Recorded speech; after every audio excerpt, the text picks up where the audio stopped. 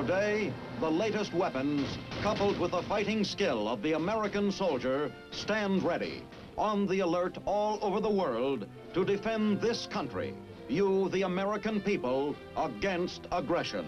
This is The Big Picture, an official television report to the nation from the United States Army. Now, to show you part of the big picture, here is Sergeant Stuart Queen. If you care about someone inducted into the service, perhaps you have asked yourself what happens to our youthful citizen soldiers when they are away from their Army camp. Does the Army provide any agency for advising and assisting these young Americans in uniform? For guarding and guiding them when they need a more experienced viewpoint on the entertainment world of strange towns and cities? Of course, the great majority find ways of entertaining themselves in good company and good surroundings. But for those in the minority who follow their youthful curiosity toward other directions, who steers them straight? That's the story of This Big Picture, the guidance mission of the Military Police Corps.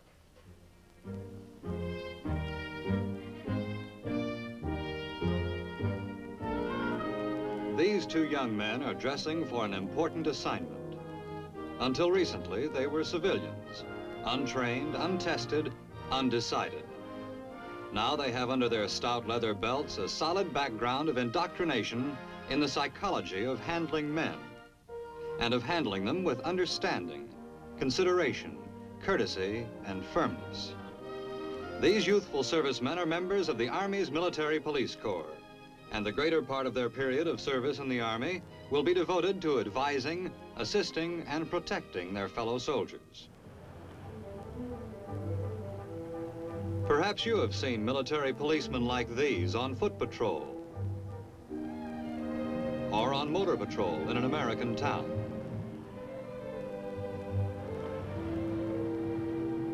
The MPs go everywhere the troops go, in peace or war, stateside or overseas. You'll find them in Europe, the Far East, Alaska, on the same mission, guiding and guarding and stopping trouble before it starts. Military policemen learn to know their patrol areas like the palms of their hands. That means knowing all the places soldiers are likely to visit, and some unlikely places too.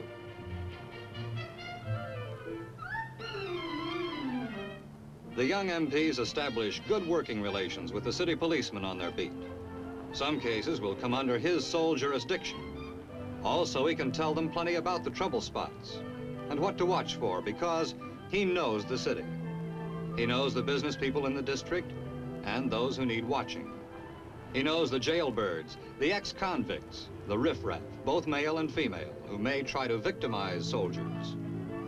The city policeman is more than willing to alert them. He knows the MPs are trained to take a lot of trouble off his hands.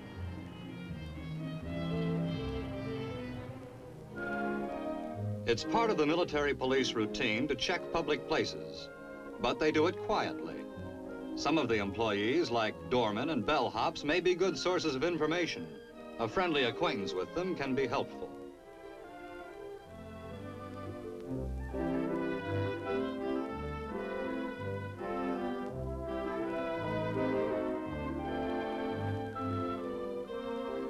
And the MPs are not nosy. The Army is not concerned with how a soldier spends his free time, just so he doesn't discredit the armed forces. It's easy enough to see what a place looks like from the front, but an MP has to know the back doors too, and where they lead to. They become just as familiar with the back alleys as with the main streets. More familiar, in fact, because at night, it's darker back here.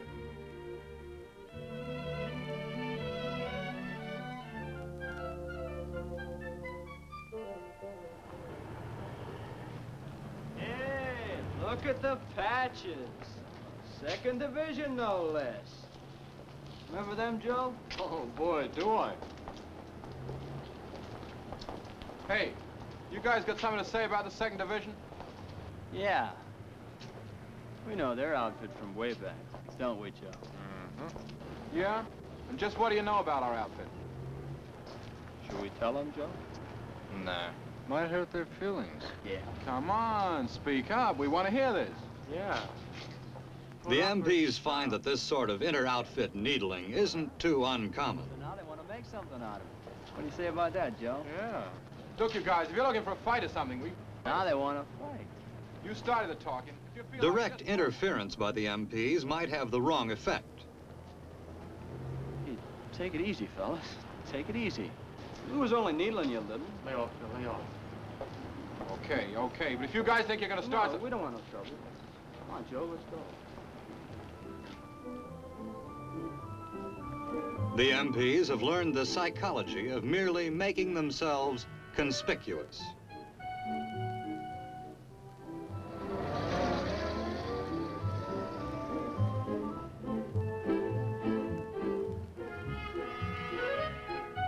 Here's a soldier who just missed the last bus to camp.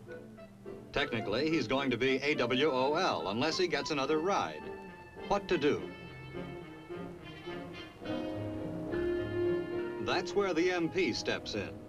There's a bus line over on 1st Avenue the soldier didn't know about. As for his pass that expires in half an hour, if he goes to the MP station first, he'll get a provisional pass. It pays the military policeman to be well informed, and he passes on that information.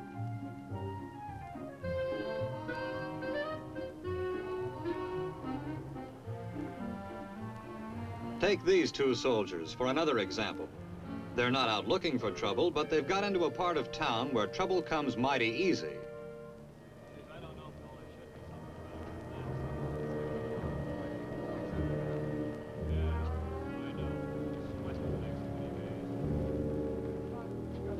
cup of coffee. I ain't had nothing to eat in about a week. I guess 3 stripes ought to be worth a dime, eh, kid? Here you go, Dad. Thank you, Colonel. Sucker. Oh, blow. Hey, let's look in this joint. Hey, not bad, not bad. Smooth one. Well, let's go in. Corporal, Yeah. your outfit's new around here, isn't it? Yeah. Why? Well, I just thought maybe you'd like a little tip. Yeah? There's some pretty tough places around here. We had a couple of guys rolled just last night. So I'd be a little careful where you go and who you make friends with, just for your own protection. Yeah, a lot of these places are off limits. Oh, okay. We'll keep our eyes open. Well, if you're just looking around, the best part of town's over that way, about 2 blocks. Sutter Street. Yeah, you'll get a much better deal over there than you will here, too. 2 blocks, eh? Right. Okay, let's go on over. Okay by me. I told you this place don't look so hot. It's just a friendly tip to keep the young men out of trouble. It's part of the MP's job of stopping trouble before it starts. But sometimes soldiers get into trouble when the military police aren't around. Then they may need the MPs badly. What? You hear that? Yeah. It sounded like a groan. Come on, let's take a look. Right.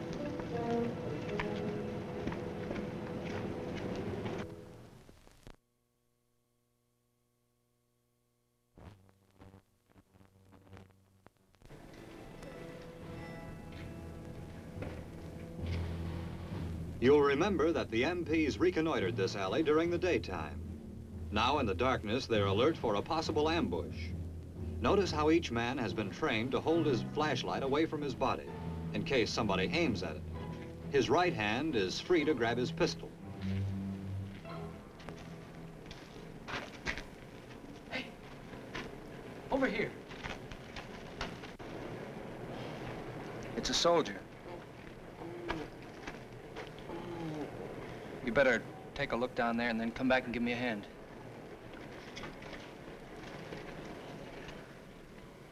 The MPs know the alley, and they're glad they do, because in the dark, every corner could be an ambush.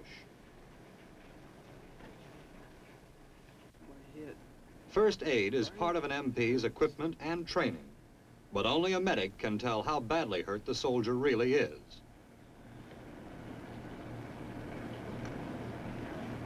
No, didn't find anything.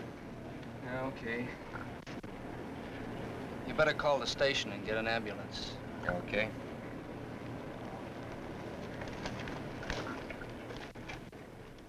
This soldier is now in what the MPs call protective custody.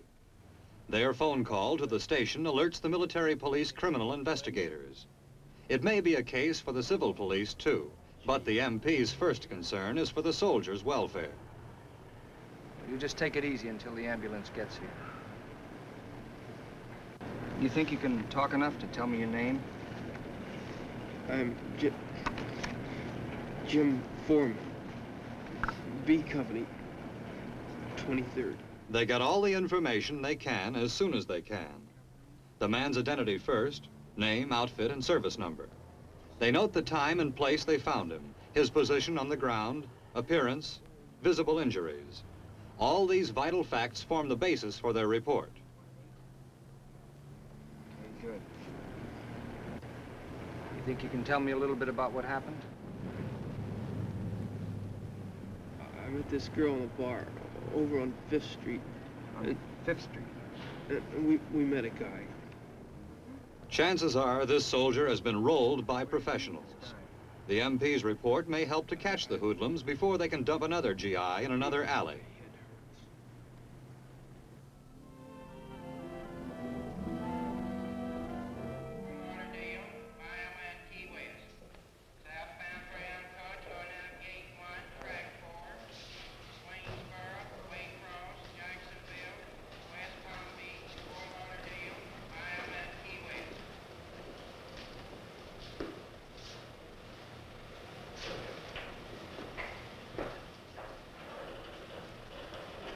Soldier? What? It's 10 o'clock. What time does your bus leave? What'd you say? I said, what time does your bus leave? Not till 11. Why? Well, if you're going to stay here, you better police up that uniform. Oh, yeah, sure.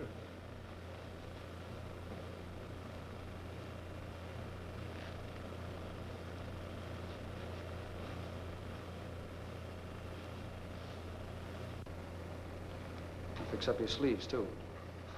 Yes. Swainsboro, Waycross, Jacksonville, West Palm Beach, Fort Lauderdale, Iowa, and Key West. Okay, now you look like a soldier. You weren't doing the Army or yourself any good looking like that. Okay. Sorry. Friendly but firm is the way they do it. And because they are friendly, most of the time there is no resentment. A soldier knows when he is sloppily dressed and when he should shape up.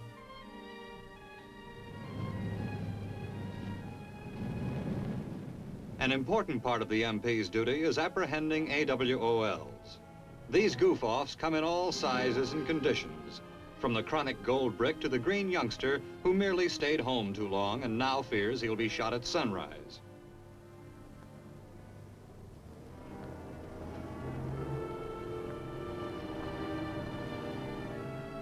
If any soldier jumps at the sight of an MP, that's a pretty good sign of a guilty conscience. If he can't show a valid pass, the MP must take him in. But suppose he has a pass that looks legitimate. It could be a forgery. The MP asks him to name the officer who signed it. If he does, but there's still an atmosphere of larceny about it, the MP asks him to come to the station for verification. This is called detention for questioning.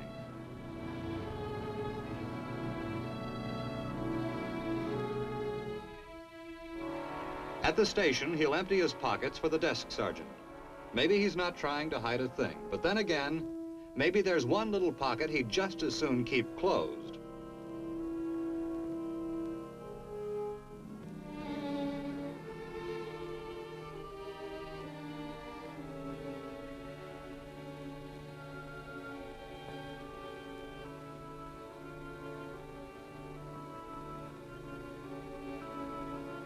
Passes, he's got 1 million of them, and all as phony as a $3 bill. The MP finds that experience helps him to spot the erring GIs who are playing hooky, AWOL. For one thing, they usually run out of money, and some of them are likely to hang around pool rooms and places of this sort, picking up $1 or $2 as best they can. AWOLs may show up in civilian clothes or mixed uniforms. We know how an ostrich hides. Well, an AWOL may think a sports shirt completely covers his identity. but an alert MP spots those GI boots.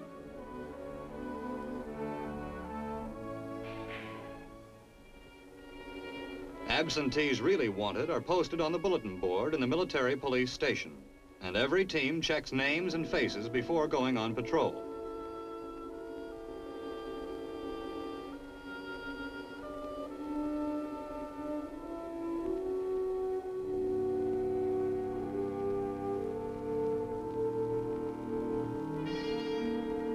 Not every AWOL is a good guy temporarily in a jam. Some are a little unbalanced to begin with, or their predicament tips them off balance. A man in this mood may use a gun to get money, or he may use it on the first MP who tries to apprehend him. Yet the MP's job is to protect this soldier against himself.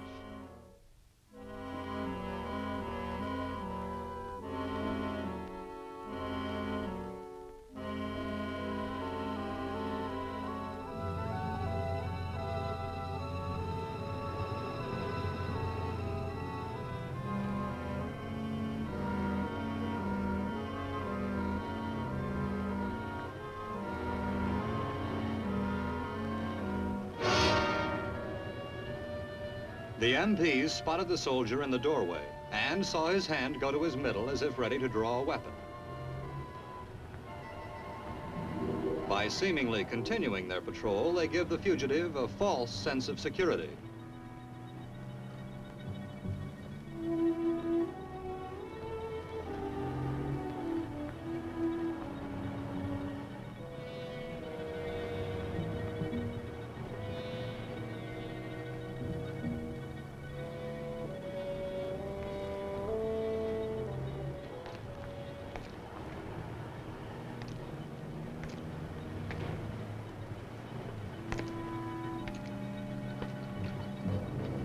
Soldier, don't move.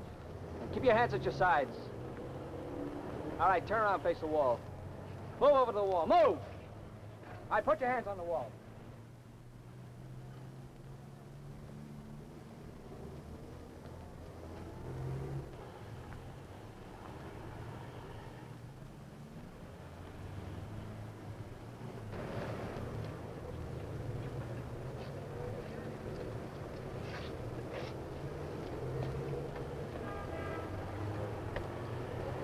The search is professionally thorough. Every possession is examined and placed in one pile. Later, the soldier's personal belongings will all be returned to him.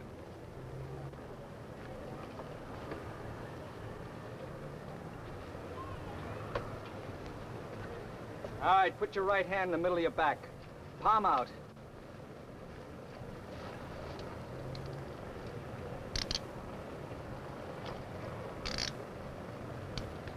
All right, move up, put your head against the wall. Put your left hand in the middle of your back, palm out. Study of this soldier's case may include psychiatric help.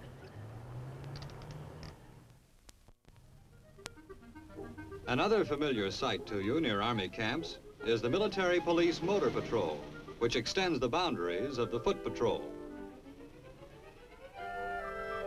and keeps in touch with it.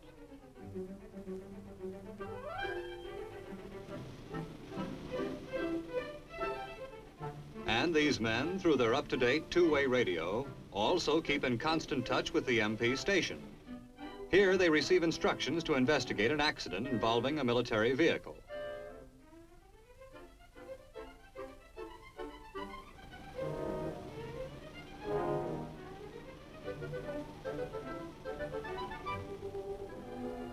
The motor patrol gives first aid to the injured, whether they be soldiers or civilians, and its reports are coordinated with those of the civil police.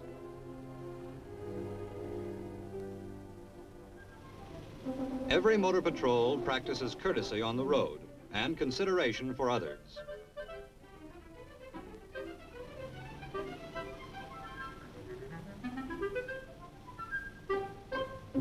Then there's the reckless driver. Yes, the military has them too.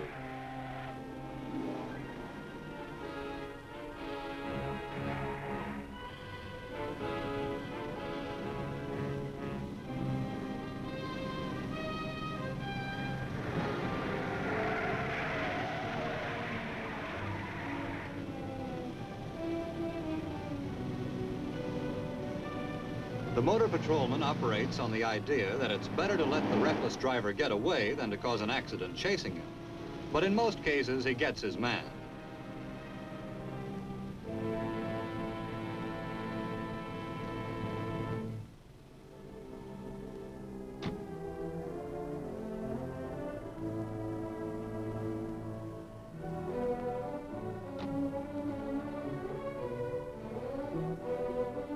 Punishment? Well, the sergeant's company commander will take care of that. And now we come to an extremely active part of a motor patrolman's duty. In the outlying parts of town, among cafes, dance halls, and roadside taverns.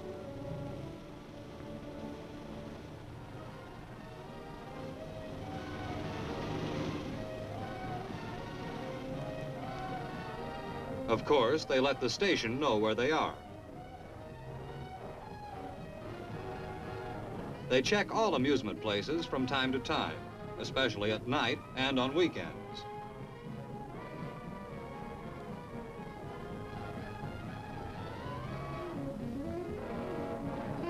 Normal routine inspection is made quietly. Soldiers sometimes think that by going to taverns outside of town, they are free of all restraint. When they see the MPs, they realize their mistake.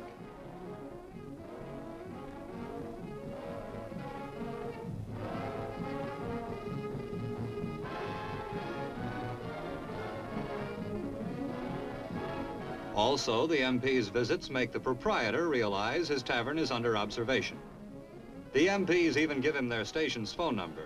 Then he can call them fast if any soldier gets out of hand.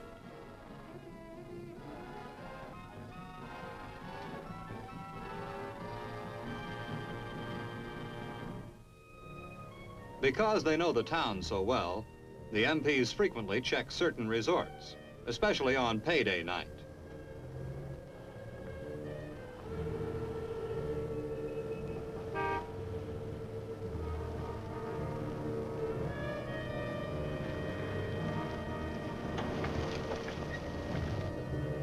And they often run into soldiers who are in a festive mood.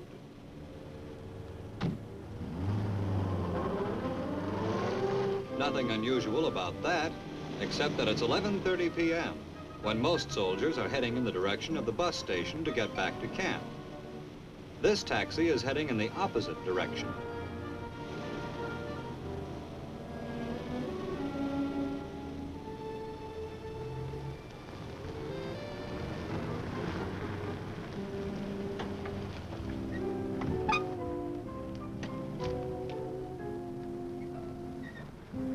Now it's time for the MPs to act.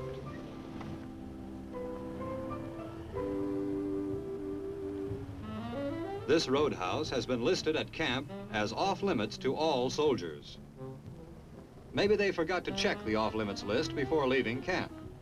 Maybe they don't know how late it is. They've even failed to remember how to stay in uniform.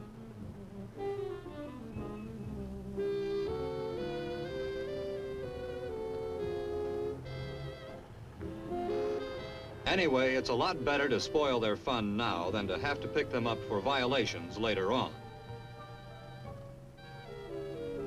And when an MP tells a taxi driver to take his passengers to the bus station, you can be sure they'll get there.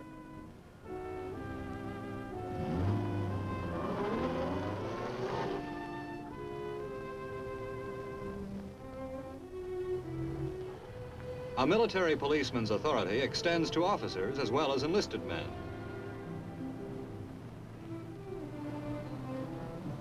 And there's something about this major's manner as he talks to two friends that seems to warrant questioning him. Officers as well as GIs must carry with them identification cards telling who and what they are.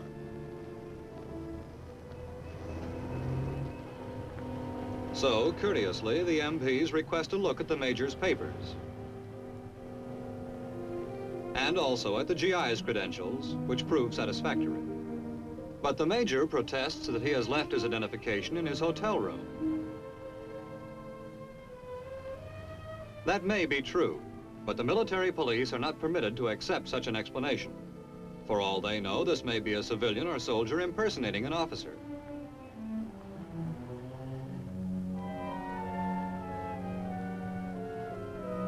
Firmly, they explain their duty. They must conduct the officer to the MP station, where he will be given every opportunity to prove his identity and end the investigation.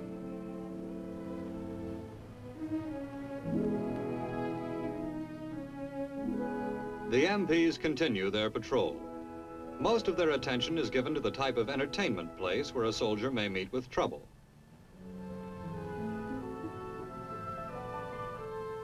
They don't waste much time on the higher class hotels or high-priced nightclubs. These places generally have little trouble, and when they do, they call the station pronto. So the MP motor and foot patrols continue their mission in cities, towns, and villages, stateside and overseas, day and night.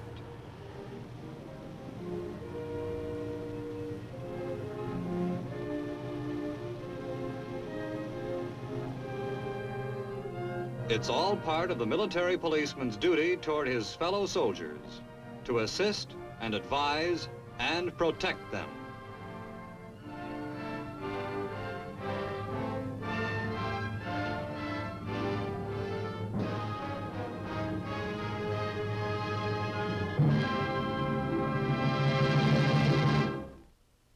So you have seen another duty of the Army's colorful military police corps.